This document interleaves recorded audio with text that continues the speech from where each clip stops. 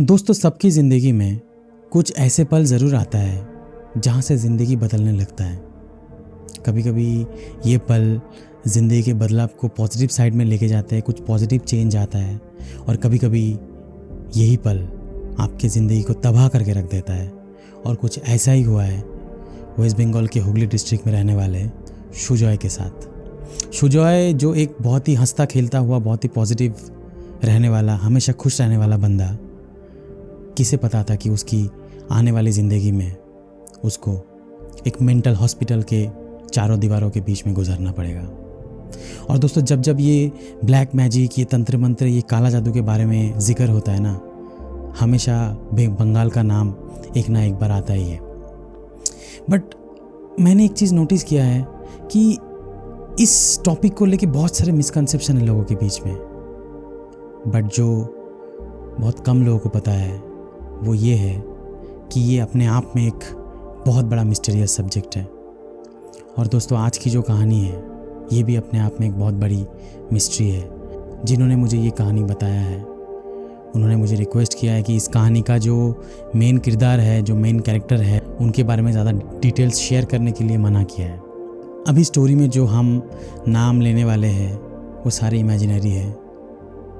और ये कहानी ये दर्शाता है कि अगर कोई भी नेगेटिव चीज़ या कोई भी तंत्र मंत्र आप अगर गलत तरीके से यूज़ करते हो तो वो आपकी ज़िंदगी में कितना तबाही ला सकता है। दोस्तों, मेरा नाम है ओजी।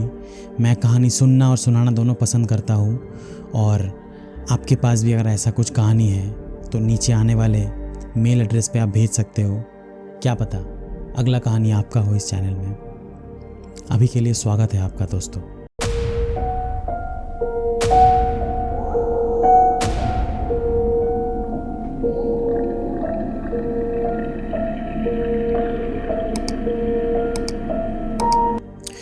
चलिए दोस्तों, कहानी में आगे बढ़ते हैं। तो सुजॉय अपने मम्मी पापा और 2 बहनों के साथ हुगली डिस्ट्रिक्ट के एक गांव में रहा करता था।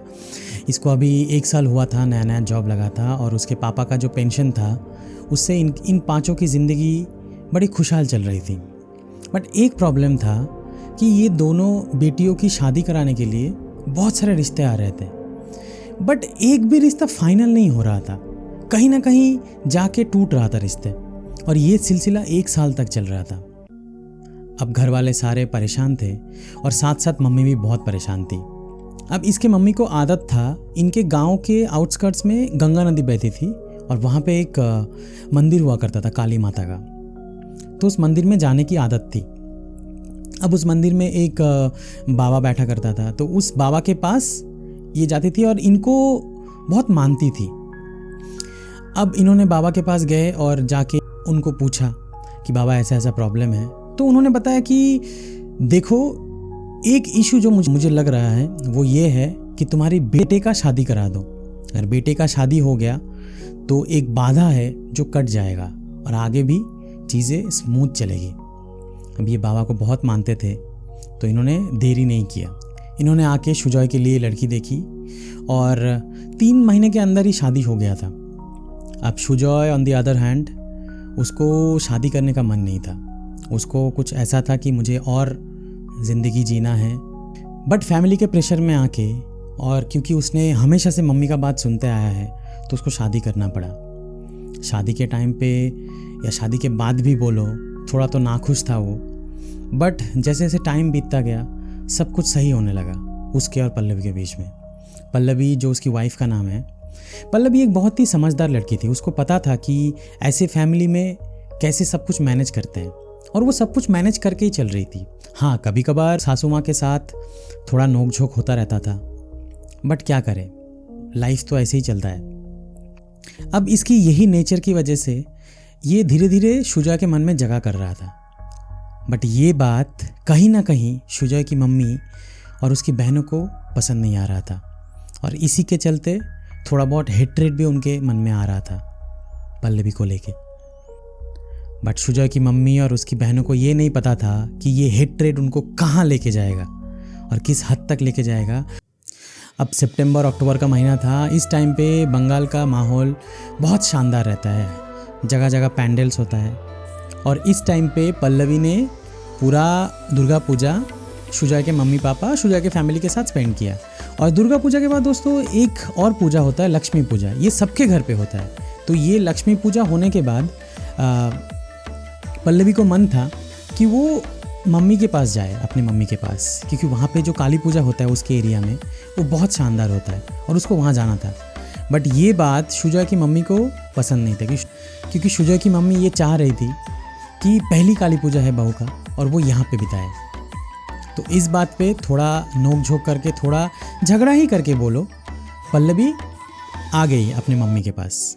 अब जब से ये मम्मी के पास आई है उसके बाद से इसका अचानक से 1-2 दिन बाद तबीयत ख़राब हो जाता है। और ये तबीयत ख़राब होना नॉर्मली था, ज़्यादा कुछ नहीं हुआ था, बुखार वगैरह था। तो डॉक्टर के पास लेके गया शुजा आके, और डॉक्टर ने बहुत सारी दवाई दिया और कुछ टेस्ट भी दिया। ये सब कुछ टेस्ट कराया और सब टेस्ट कराने के बाद रिपोर्ट सारे नॉर्मल थे। अब इस टाइम पे इनके यहाँ पे क्योंकि काली पूजा बहुत अच्छा होता है, तो इसका एक बुआ आई हुई थी पल्लवी का। अब ये बुआ को थोड़ा सा ना खटक रहा था कि कुछ तो बात है यहाँ पे, कुछ तो चीज़ें हैं जो नॉर्मल नहीं है और ये बीमारी नॉर्मल नहीं है, ये कुछ तो एबनॉर्मल है यहाँ पे। और क्योंकि इनको थोड़ा बहुत आइडिया तो पहले से ही था कि ये सब चीज़ें क्या होता है, ये सब काला जादू जादू टोना क्या होता है। अब पल्लवी की बुआ ने एक चीज़ सोची, ये एक फ्रेश नींबू लाई और ना मतलब थोड़ा सा छुप के इसने इसके पिलो के नीचे रख दिया, पल्लवी के पिलो के नीचे रख दिया। अब अगले दिन सुबह उठ के जब ये आके चेक करती है तो इनको ये देख के इनका दिमाग हिल जाता है, क्योंकि वो जो नींबू इन्होंने रखा था वो नींबू पूरा काला पड़ गया है। और ये ऐसे नींबू पूरा काला पड़ना बहुत अपशगुन होता है। वैसे तो नींबू अगर ख़राब होता है, ख़राब हो जाता है तो वो ब्राउन कलर का होता है, बट काला कभी नहीं पड़ता है। और इस बात पे उनको पूरा यकीन हो गया कि इसके ऊपर किसी ने तो कुछ तो किया है। और थोड़ा सा और सर्च करने के बाद उनको ये मिला कि पल्लवी का एक बैग था, मतलब ऐसे हैंड बैग होता है वैसा एक बैग था। उस बैग में वो बहुत सारे ऐसे मेकअप वगैरह का सामान वगैरह रखते थे। उसमें उसको एक पोटला मिला, और ये पोटला एक ब्लैक कलर का ऐसा पोटला है, और उसके अंदर एक बाल का किसी का बाल का गुच्छे होता है ना, वैसा बाल काटा हुआ थोड़ा सा वो मिला। एक हिबिस्कस फ्लावर जिसको बंगाली में जवा फूल बोलते हैं वो मिला, और ना वो हिबिस्कस फ्लावर सूखा हुआ था। और उसके अंदर वो जो मिर्ची होता है ना, काला मिर्च का दाना मिला। और थोड़ा और देख रेख करने के बाद इनको एक और चीज़ मिलता है। पल्लवी के घर का जो आंगन है, आंगन के एक कोने में ऐसा मिट्टी निकला हुआ था। तो उनको लगा कुछ तो होगा वहाँ पे, और उन्होंने जाके थोड़ा खोदा और उनको देखा कि वहाँ पे एक मिट्टी की मटका है, और उस मटके के अंदर पता नहीं कुछ अजीबोगरीब एनिमल्स का हड्डी था, और फिर एक लाल कपड़ा और थोड़ा सिंदूर था, और वो मट्टी को किसी ने वहाँ पे गाड़ के चले गए। अब ये सब देखने के बाद इनको तो मतलब ये बात पे पूरा यकीन हो गया कि इसके साथ जो हो रहा है वो सही नहीं हो रहा है, और अगर ये लोगों ने जल्दी से कुछ नहीं किया तो बात और बिगड़ सकता है। तो इसकी बुआ ने एक काम किया, उनके जान पहचान में एक बाबा था, उनको इन्होंने कॉल किया, और अगले दिन काली पूजा था। बाबा ने बोला काली पूजा होने दो, अगला दिन मैं आता हूँ, देखता हूँ आके क्या हुआ है। बट ये बाबा और ये फैमिली में जितने भी मेंबर्स थे, किसी को ये नहीं पता था कि आगे क्या होने वाला है। दोस्तों, काली पूजा के दिन सुबह सुबह एक खुशी का माहौल था, जैसे फेस्टिव माहौल होता है वैसे था। बट पल्लवी के घर पे एक अजीब सी उदासी छाई हुई थी, क्योंकि पल्लवी का तबीयत धीरे धीरे बिगड़ता ही जा रहा था, धीरे धीरे मतलब और बिगड़ता जा रहा था, और कुछ रीज़न भी नहीं, दवाई भी काम नहीं कर रहा है। और ऐसे करते करते करते करते जितना काली पूजा नज़दीक आ रहा था उतना इसका तबीयत बिगड़ता जा रहा था, और फाइनली रात को 11 बजे के आसपास इसने दम तोड़ दिया। और अपनी वाइफ की ऐसे अचानक चले जाने वाली जो हादसा है, ये शुजा नहीं ले पाया। आज भी अगर आप वेस्ट बंगाल के हुगली डिस्ट्रिक्ट में एक एरिया है मानकुंड, वहाँ पे एक मेंटल हॉस्पिटल है, वहाँ जाओगे तो ये पाओगे कि कैसे वो एक ज़िंदा लाश बन के रह गया है, कैसे वो अपनी ज़िंदगी चारों दीवारों के बीच में गुजार रहा है।